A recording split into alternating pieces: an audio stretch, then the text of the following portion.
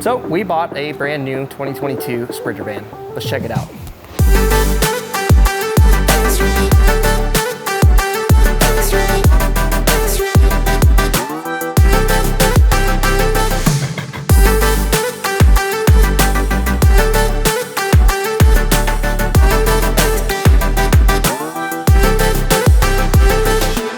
So why buy a Sprinter van? Well, the short answer is we're going to turn this into a off-grid camper van. This is a 4-wheel drive unit, and these things are pretty capable out in the backcountry, especially when you upfit them the right way. Now, this is going to be a complete journey. It's the first time I'm ever doing an upfit of a van like this. I've been doing tons of research though, so I'm really looking forward to actually jumping in and finally getting to do some of these projects. I should be able to start here in the next couple days, being able to do things like the subfloor and getting some of the electrical laid out. There's still some pieces, some crucial pieces that are missing that we're waiting. They're being shipped in right now, but I'll walk you guys through those when they get here and they arrive. I do have a ton of product actually here already in the garage. I need to go through some of it today.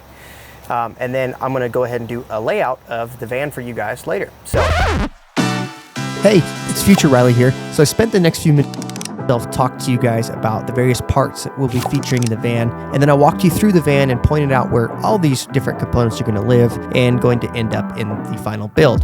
Well, after viewing back the footage, I decided it would be a lot more beneficial if I used some movie magic to create a more immersive experience for you guys. So let's jump on into it. Starting with the passenger side of the van, we are going to be placing an OEM window onto the sliding door that has 2 T-style vent windows down at the bottom, which will allow for airflow ventilation. Towards the rear of the van, we'll be having a standard flare space flare to maximize the space on the inside. And lastly, we'll be installing a Backwoods Adventure Mods roof rack to the top to be able to mount our solar panels and other accessories we might not need to directly access all of the time. Flipping over to the back of the van, we will be installing an Al Vans wheel and ladder carrier combo, as well as 2 OEM windows to allow for more light inside. The Al Vans ladder rack will grant us access to the roof when out on the road and will also house a full-size spare tire. We opted to not place anything on the passenger side door for right now. Looking from the top down, we will be placing 4 100-watt solar panels as well as 2 MaxxAir fans. These solar panels will be a vital part of the off-grid electrical stability, and the 2 fans will also help maintain a comfortable temperature inside of the van. Looking into the back of the van, this is where things really start to get fun. Over the driver's side wheel well, we'll be building a cabinet that will store all of our electrical needs. I went ahead and opted for a pretty beefy power system to ensure peace of mind when out on the road. The kit includes all Victron electronics and 600 amp hours of Battleborn batteries. There is 30 amps of shore power charging available, as well as 400 watts of solar and alternator charging when on the road. The majority of the build will feature 12-volt DC products, but there will be a few outlets and items that will need the 3000 watt inverter to access the 120 volt AC power. Now, flipping over to the passenger side, we're going to be building a cabinet that will house all of our plumbing needs. We will have 22 gallons of fresh water that will live in a tank over the wheel well itself.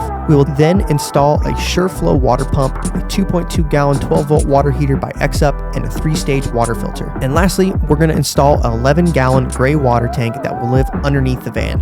We opted for a smaller gray water tank than the freshwater tank, as we're going to be installing an outdoor shower in this build, which means a large percentage of the wastewater won't actually be collected in the tank itself. We also wanted to keep the fresh water inside of the cabin to ensure that this build will be as 4 seasons as we can possibly make it.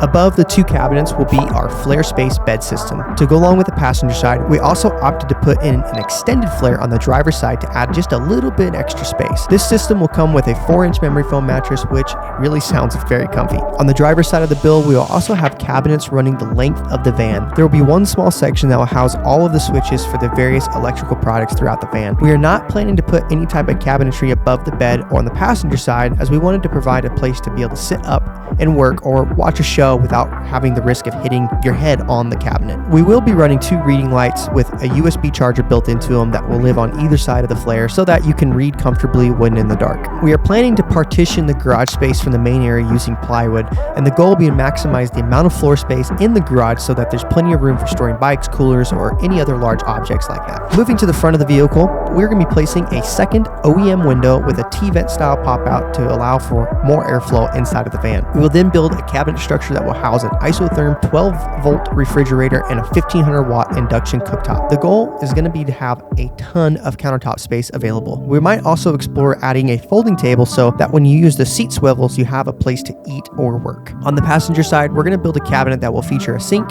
a faucet, and a pull-out for where the toilet's going to live. When the slider doors open, there will also be a fold-down countertop for extra space. And a quick side note about the lighting in this, we are going to be running 12-volt puck lights, and we're going to have 12 of them running the length of the van. There's also going to be various outlets and USB charging stations throughout the build so that you have plenty of areas to plug in your devices or whatever you might want to charge when on the road. Now that we got all that out of the way, let me address a few things. First off, this van is not going to remain in our possession for very long.